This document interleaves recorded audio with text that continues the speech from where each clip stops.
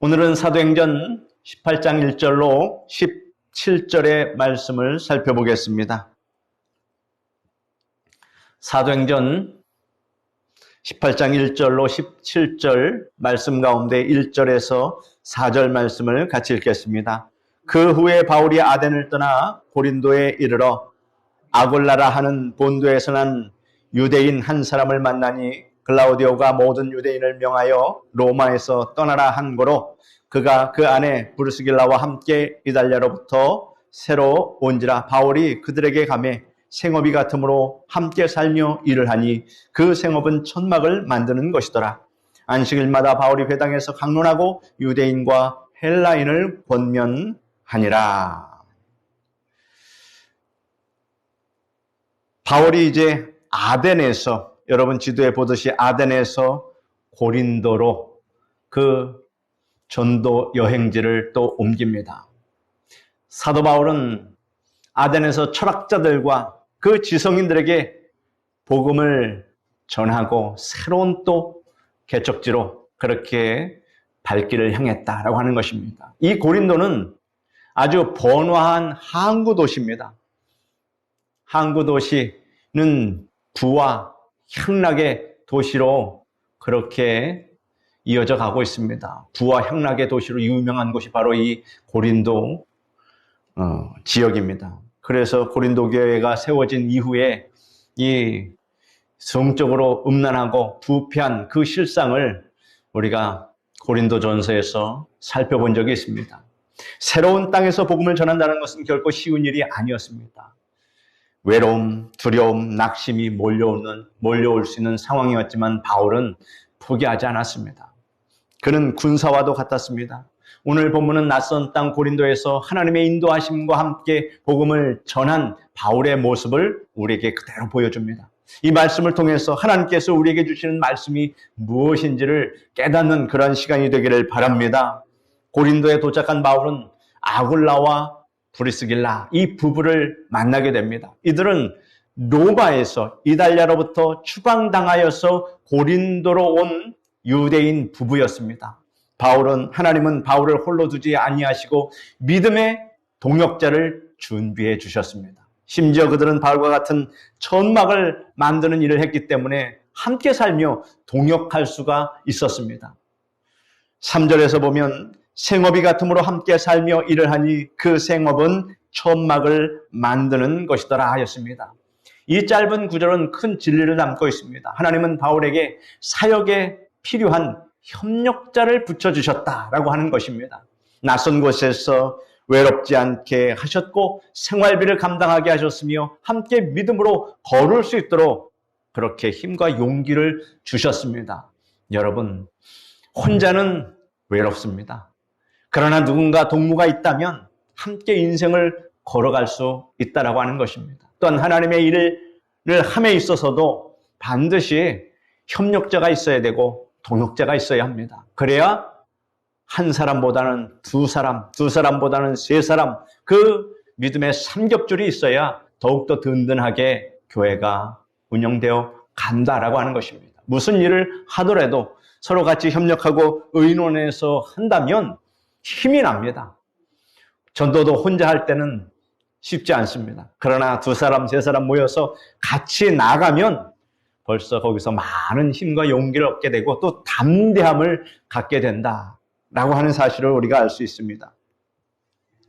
우리가 아굴라와 브리스길라에 대해서 좀 더 알아보겠습니다. 아굴라는 본도 출신이라고 성경에 그렇게 나와 있습니다. 여러분 화살표 보이는 그 지역이 바로 본도입니다. 그 지역이 바로 갈라디아, 길리기아 이 지역이 소아시아 지역이고 그 소아시아 지역 북쪽에 위치한 이 본도, 흑해 연안에 있었고 지금의 트르키예의 북부 지역에 그 지역에서 태어난 그러한 사람이었고 유대인 출신이었습니다. 그의 아내는 브르스길라라고 하는데 다른 곳에는 브리스가 이렇게 기록되기도 하고 있습니다. 이 두 사람은 신앙적으로도 삶의 여정에서도 바울에게 아주 중요한 동역자가 되었습니다.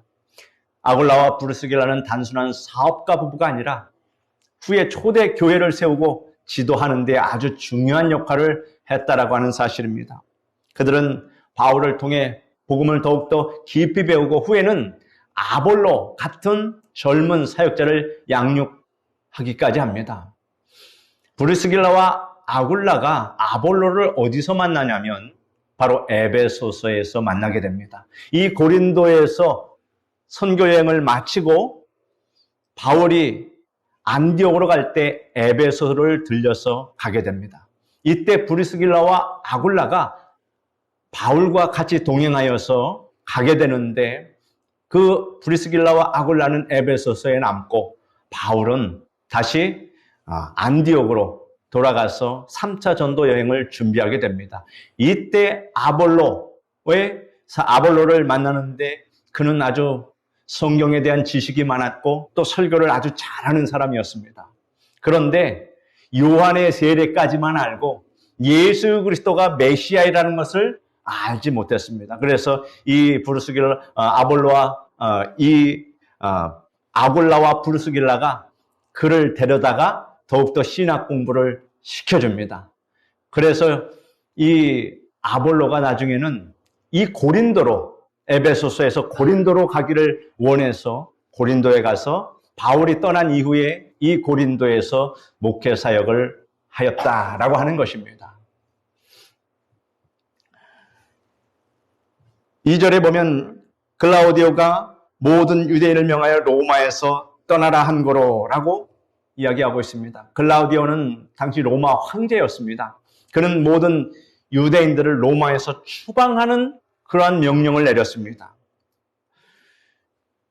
로마의 역사가 수에토니우스는 글라우디오 시대에 그리스도라는 이 인물 때문에 유대인들 사이에 폭동이 일어났다고 기록을 하고 있습니다.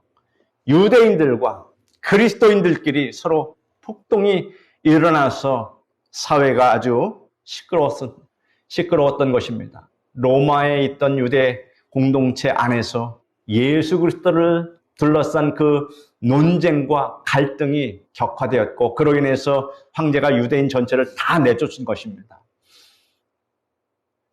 바울이 가는 곳마다 예수 그리스도의 복음을 전할 때 유대인들이 쫓아다니면서 그렇게 핍박하고 하는 걸 보았을 때 유대인들은 어디서나 예수 그리스도의 복음을 방해하고 핍박하였고 심지어는 이런 폭동까지 일어났다고 하는 것은 유대인들이 얼마나 하나님께 대하여 불충하였는가 하는 것을 우리는 알 수 있습니다. 로마 그 내에서 복음을 둘러싼 분쟁이 너무 심해서 글라우디오 황제는 아예 유대인 전체를 이렇게 추방해버렸는데 지금 사도 바울은 로마에 간 적이 없습니다. 이러보건대 사도 바울이 로마에서 복음을 전하기도 전에 로마에서 이미 복음이 전해졌고 그리스도인들이 로마에서 교회를 이루고 있었다. 이렇게 우리가 생각할 수 있습니다. 어떻게 해서 그렇게 됐을까? 아마 오순절날 그 성령 세례를 받고 성령의 그 감동을 받은 사람이 로마에서도 왔을 것입니다. 거기서 예수 믿고 로마에 가서 교회를 세우지 않았나 이렇게 생각할 수가 있습니다. 그래서 바울이 세운 교회가 아니라 로마에서 자생적으로 그렇게 세운 교회가 있었다라고 우리가 생각을 할 수 있습니다. 이러한 사실은 어디에서 알 수 있냐면 로마서에서 우리가 알 수 있습니다. 로마서 15장 20절로 24절에 보면 또 내가 그리스도의 이름을 부르는 곳에는 복음을 전하지 않기를 힘썼노니 이는 남의 터 위에 건축하지 아니하려 함이라. 이제는 이 지방에 일할 곳이 없고 또 여러 해 전부터 언제든지 서바나로 갈 때에 너희에게 가기를 바라고 있었으니 이는 지나가는 길에 너희를 보고 먼저 너희와 사귐으로 얼마간 기쁨을 가진 후에 너희가 그리로 보내주기를 바람이라 라고 기록하고 있습니다. 바울은 이미 복음이 전해진 지역, 이 로마의 사역을 더 하지 않고 복음이 전해진 곳에서 더 사역을 하지 않고 거기를 거쳐서 스페인으로 가기를 원했다라고 하는 말씀입니다. 로마의 교회는 잠시 들러서 그들의 후원을 받고 기도를 받고 서반하러 가기를 그는 원했다라고 이 말씀은 증거하고 있습니다. 로마 교회에 부탁한 것은 방문하여 교제하고 경비 지원을 받고 파송받는 것이 바로 목적이었습니다. 참고로 남의 터 위에 터를 세우지 않겠다 하는 것은 바울의 사역은 정말로 굉장히 철저했다. 즉 미전도 지역, 아무도 전도하지 않은 그 지역에 가서 복음을 전하고 개척해서 헌신한 그런 사역을 지금까지 해왔고 그것을 신조로 삼고 있었다라고 하는 것을 우리가 알 수 있습니다. 자신의 편의를 위한 것이 아니라 복음이 닿지 않는 그러한 곳에 그 영혼들을 향한 뜨거운 마음이 그에게 있었다라고 하는 것을 알 수 있습니다. 기독교인과 유대인의 분쟁으로 아굴라와 브루스길라는 로마에서 떠나야 했습니다. 이들은 고린도로 새롭게 이주해 온 그런 상황에 그때에 바로 이 바울을 만났다라고 하는 것. 그들도 이 새로운 지역에서 낯설고 외롭고 불안했을 것입니다. 그런데 뜻밖의 바울을 만나게 된 것은 하나님께서 역사해 주셨기 때문이라는 것을 우리는 알 수가 있습니다. 2절에 보면은 바울이 그들에게 가매라고 기록하고 있는데 바울은 고린도에 도착해서 아굴라와 브루스길라 부부를 만나려 갔다라고 하는 사실입니다. 그들에게 가매라는 표현은 단순히 스쳐 지나가는 그런 만남이 아니라 적극적으로 찾아가서 관계를 맺었음을 보여줍니다. 성령께서 그렇게 인도해 주셨을 것입니다. 바울은 아굴라와 브루스길라와 생업을 같이 하고 같이 숙식하면서 복음을 나누고 함께 동역하는 관계로 이제 발전하게 됩니다. 그 짧은 만남에서 어떻게 여기까지 발전할 수 있을까? 여러분, 그것은 우리가 충분히 이해할 수 있습니다. 하나님을 믿는 사람, 예수 그리스도를 믿는 사람들은 한 성령께서 역사하시기 때문에 길게 만나지 않아도 서로 마음과 마음이 통해서 한 형제와 같이 그렇게 지낼 수 있다고 하는 것을 우리는 충분히 이해할 수 있습니다. 어떤 선교사가 깊은 오지에서 복음을 전하고 있었습니다. 그는 언어도 문화도 모르는 그곳에서 하루하루 외로움에 지쳐가고 있었습니다. 그럴 수 있습니다. 그런데 어느 날 그 지역에 이미 복음을 들은 소수의 성도들이 있다는 사실을 알게 되었습니다. 그들은 작은 모임을 이루고 조용히 예배하고 있었던 것입니다. 선교사는 이들의 만남을 통해서 다시 힘을 얻고 함께 복음의 역사를 세워갈 수 있었다고 합니다. 혼자서 그 미전도 지역에 복음을 전한다는 것이 얼마나 힘들겠습니까? 그러나 누군가의 도움이 있다면 그것을 딛고 일어나서 복음을 충분히 전할 수 있다고 하는 것입니다. 이것은 하나님께서 역사해 주셔야 가능한 일이라고 하는 것입니다. 전도서 4장 11절에 보면 두 사람이 함께 있으면 따뜻하거니와 한 사람이면 어찌 따뜻하랴 라고 기록하고 있습니다. 여러분, 우리 사람은 혼자서 살기는 외롭습니다. 그래서 서로 의지하면서 좋은 이웃을 만나서 서로 협력하면서 마을을 이루면서 산다라고 하는 것은 하나님께서 그렇게 우리를 인도하신다라고 하는 것입니다. 그러므로 여러분, 우리의 이웃은 바로 성도 여러분인 것을 아시기를 바랍니다. 따뜻한 이웃이고 우리의 인생길을 함께 나누며 갈 수 있는 그런 좋은 이웃인 것을 여러분 아시고 우리 이웃 성도 간에 서로 사랑하며 섬기는 여러분 되시기를 간절히 바랍니다. 5절로 8절 말씀 같이 읽겠습니다. 실라와 디모데가 마게도냐로부터 내려오매 바울이 하나님의 말씀에 붙잡혀 유대인들에게 예수는 그리스도라 밝히 증언하니 그들이 대적하여 비방하노를 바울이 옷을 털면서 이르되 너희 피가 너희 머리로 돌아갈 것이요 나는 깨끗하니라. 이후에는 이방인에게로 가리라 하고 거기서 옮겨 하나님을 경외하는 디도 유소도라 하는 사람의 집에 들어가니 그 집은 회당 옆이라. 또 회당장 그리스보가 온 집안과 더불어 주를 믿으며 수많은 고린도 사람도 듣고 믿어 세례를 받더라. 실라와 디모데가 마게도냐로부터 오자 바울은 더욱더 말씀에 전념하며 복음을 담대하게 고린도에 전했습니다. 바울은 유대인들에게 예수는 그리스도다 이렇게 증언했지만 그들은 대적하고 비방했습니다. 바울은 어쩔 수 없어서 옷을 털면서 먼지를 털면서 그들에게 말합니다. 6절에 보면 너희 피가 너희 머리로 돌아갈 것이요 나는 깨끗하니라. 이후에는 이방인에게로 가리라 라고 선언합니다. 이 장면은 바울의 사역의 태도를 잘 보여줍니다.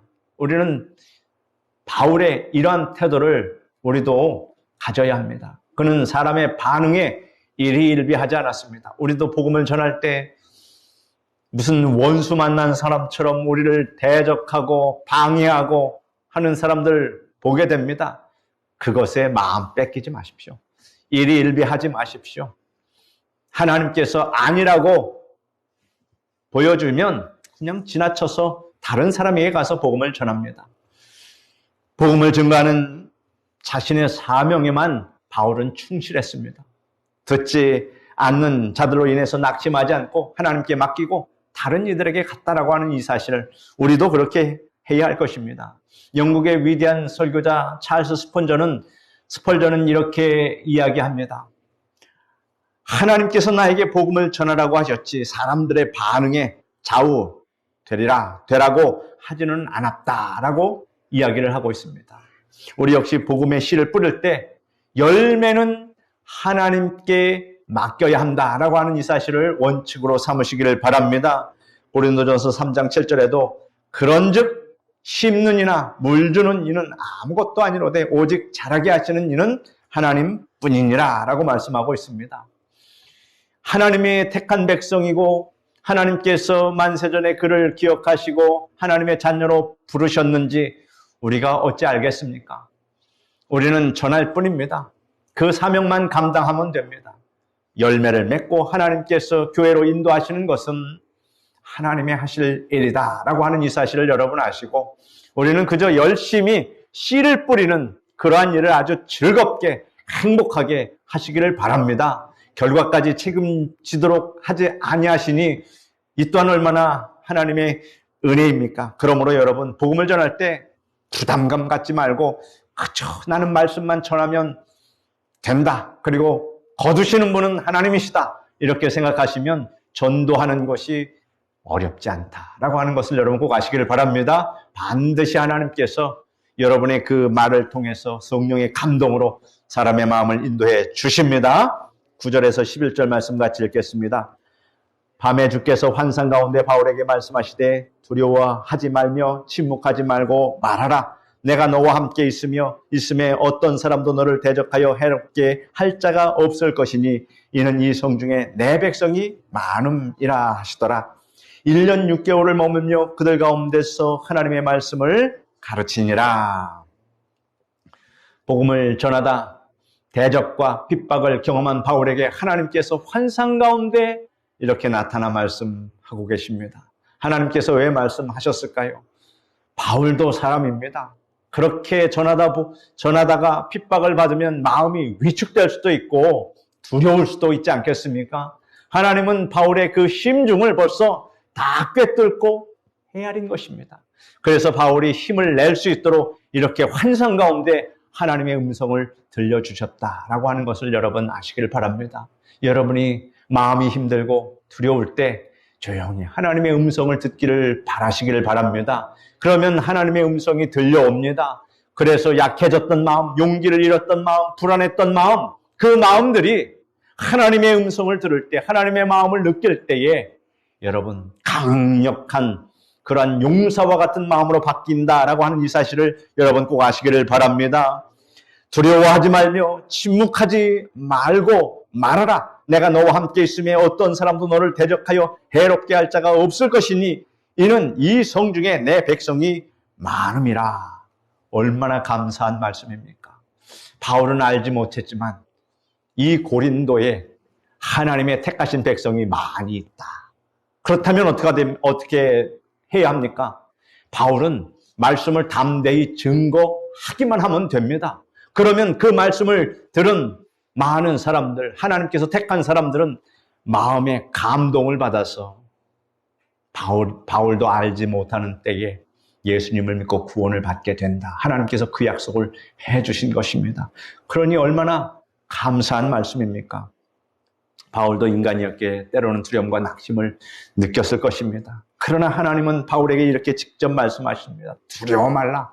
내가 너와 함께 있다. 이 성중에 내 백성이 많다. 하나님은 우리의 사명을 결코 혼자 감당하게 하지 않는다라는 이 사실을 여러분 꼭 아시기를 바랍니다. 주님은 우리와 함께하여 주십니다. 그리고 우리가 모르는 사이에도 이미 예비된 하나님의 백성들이 있다라고 하는 사실을 우리는 알아야 합니다. 초기 한국 기독교회가 일제의 핍박 아래 있을 때 어떤 목회자는 지하에서 몰래 예배를 인도하고 있었습니다. 그는 매번 죽음을 아주 각오하고 결단하고 설교했지만 후에 놀라운 사실을 발견하게 됩니다. 숨어서 그 설교를 들은 이들이 수백 명에 이르렀고 그들이 다시 주변 사람으로 복음을 전파했다라고 하는 사실입니다. 하나님은 우리가 보지 못하는 곳에서도 일하시고 역사하심을 여러분 아시기를 바랍니다. 그러니 우리가 할 일은 전하기만 하면 됩니다.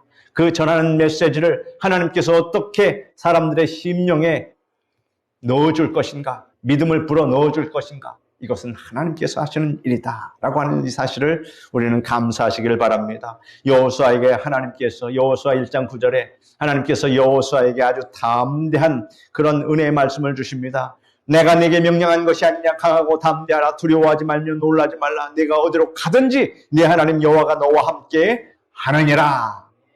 이 말씀이 여호수아에게만 주신 말씀이겠습니까? 이 말씀을 읽는 우리에게도 하나님께서 이 말씀을 주심을 여러분 믿으시기를 바랍니다. 우리가 어디로 가든지 우리 하나님이 나와 함께 하십니다. 이러한 믿음을 장착하시기를 바랍니다.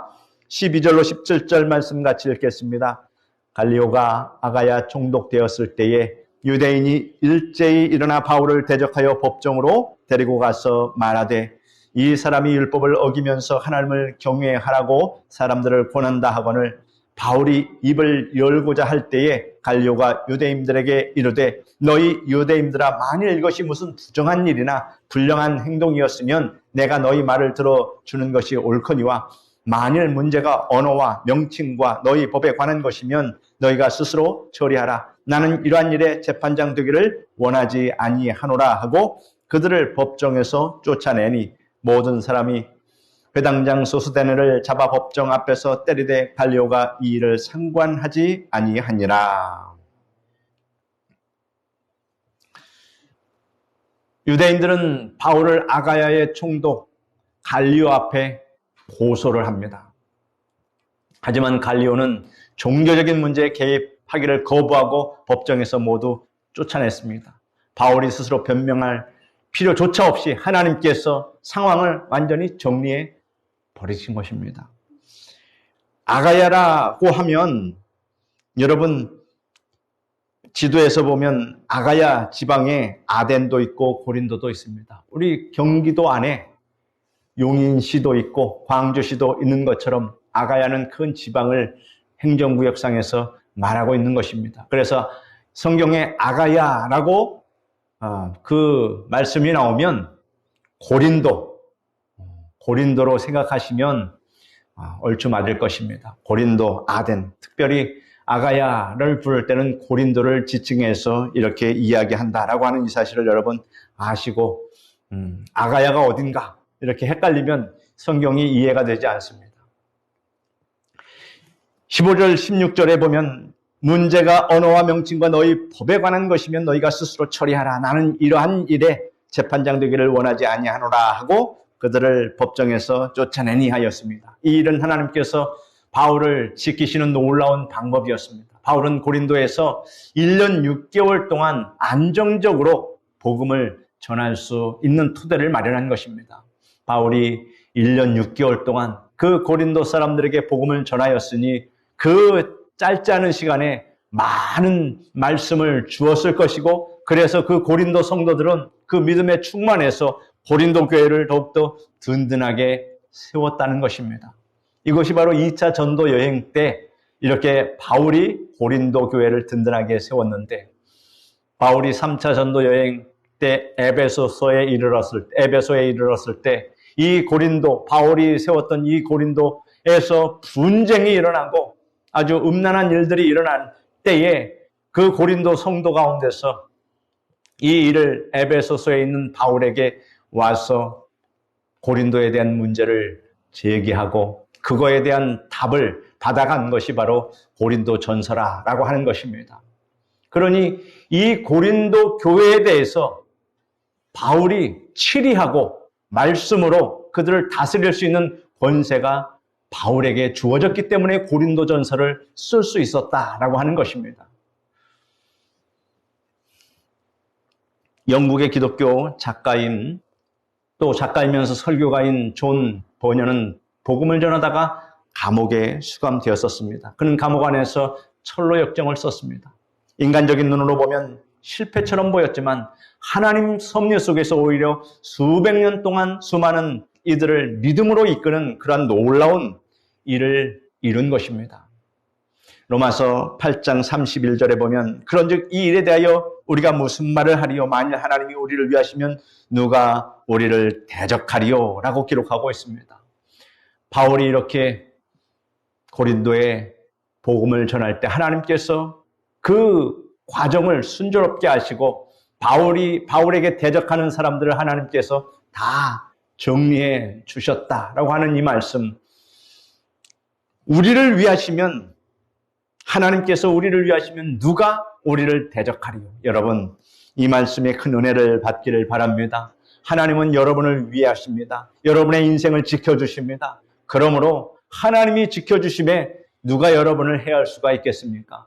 이 믿음을 가지고 여러분 마음 강하게 잡수시고 여러분 든든한 믿음으로 살아갈 때에 날마다 승리하게 될 줄 믿습니다. 바울이 고린도에서 복음을 전할 때 하나님은 동역자를 보내셨고 말씀을 붙잡게 하셨으며 두려워하지 말라고 격려하고 보호하셨다라고 하는 이 사실을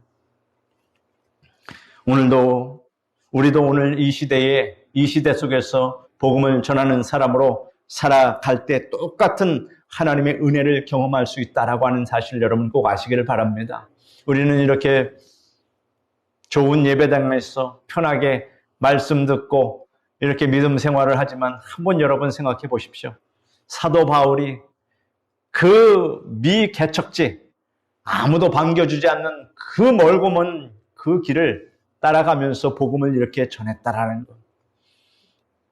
그에게 무엇이 보장된 것도 아니고 그를 수행한 사람이 그렇게 많은 것도 아니고 형편이 좋은 것도 아닌데 그 먼 곳까지 걸어다니면서 그리고 또 가는 곳마다 핍박을 받으면서 죽을 뻔하고 그런 상황 속에서도 이렇게 복음을 전한 그 바울의 심경을 우리는 한번 생각해 보아야 할 것입니다. 우리가 얼마나 하나님의 은혜를 얻었으면 이렇게 편하게 교회 생활을 하고 우리가 이렇게 신앙생활을 하는가. 어쨌든 그 초대 교회 시대에 이 사도들의 그 눈물 어린 그 헌신이 아니었다면 복음이 땅끝까지 전하여지지 못했다라고 하는 이 사실을 우리는 생각하고 사도 바울의 이 이야기를 들을 때에 여러분 같이 공감하면서 큰 감동을 받기를 바라시기를 간절히 바랍니다. 외로울 때 하나님은 동역자를 보내주십니다. 저의 동역자는 다 여러분들입니다. 여러분들이 있어서 아주 든든합니다. 혼자 일하지 않습니다. 함께 일하기 때문에 우리 교회를 하나님께서 든든하게 세워주시고 앞으로도 큰 비전을 우리에게 주셨음을 여러분 믿으시길 바랍니다. 그러므로 여러분이 지금 얼마나 중요한 일을 하고 계시는지 여러분 꼭 아시기를 바랍니다. 사탄이 대적할 때 하나님은 말씀에 붙잡히게 하십니다. 사탄이 만약에 공격해 오려고 한다 할 때 어떻게 합니까? 말씀을 붙잡으십시오. 두려움을 느낄 때 하나님이 함께하여 주십니다. 담대해집니다. 또 억울할 때 하나님은 직접 보호해 주십니다. 바울이 잡혀갔어도 하나님께서 그 사람을 통해서 완전히 법정에서 해결해주는 그 모습을 우리가 보지 않았습니까? 억울함을 당할 때 하나님이 우리의 보호자가 되어주심을 믿으시기를 바랍니다. 그러므로 낙심하지 맙시다. 담대히 이것을 이기고 복음을 전하는 우리가 되기를 간절히 바랍니다. 하나님은 이미 우리 앞에 하나님의 백성들을 다 예비해 놓고 있습니다. 그래서 우리가 해야 할 일은 고린도전서 15장 58절에 우리 같이 읽겠습니다. 그러므로 내 사랑하는 형제들아 견고하며 흔들리지 말고 항상 주의 일에 더욱 힘쓰는 자들이 되라. 이는 너희 수고가 주 안에서 헛되지 않은 줄을 알미니라. 이 말씀으로 항상 승리하는 여러분 되시기를 간절히 축원드립니다. 기도하겠습니다. 거룩하신 하나님 감사합니다. 우리가 사도 바울의 그 사도행전을 우리가 공부해 나가면서 우리가 느끼는 것은 사도 바울의 그 마음, 그 심정, 그것을 우리가 같이 공감하기를 원합니다. 하나님, 그가 복음을 전할 때 결코 편한 곳에 가서 복음을 전하지 않았다라고 하는 것. 예수 그리스도의 복음을 알지 못하는 그런 미개척지에서 하나님 복음을 전할 때 얼마나 많은 핍박과 고난을 받았는지 하나님 아버지, 우리는 이 말씀을 살펴보면서 깨닫게 됩니다. 그러므로 하나님, 우리가 복음을 전하지 않고서는 견딜 수 없는 그런 심정이 될 수 있도록 하나님께서 인도하여 주셔서 하나님의 거룩한 택함받은 백성들이 많다라고 하셨사오니 그들을 만나서 하나님 복음을 전할 수 있도록 도와주시옵소서. 예수님의 이름으로 기도드립니다. 아멘.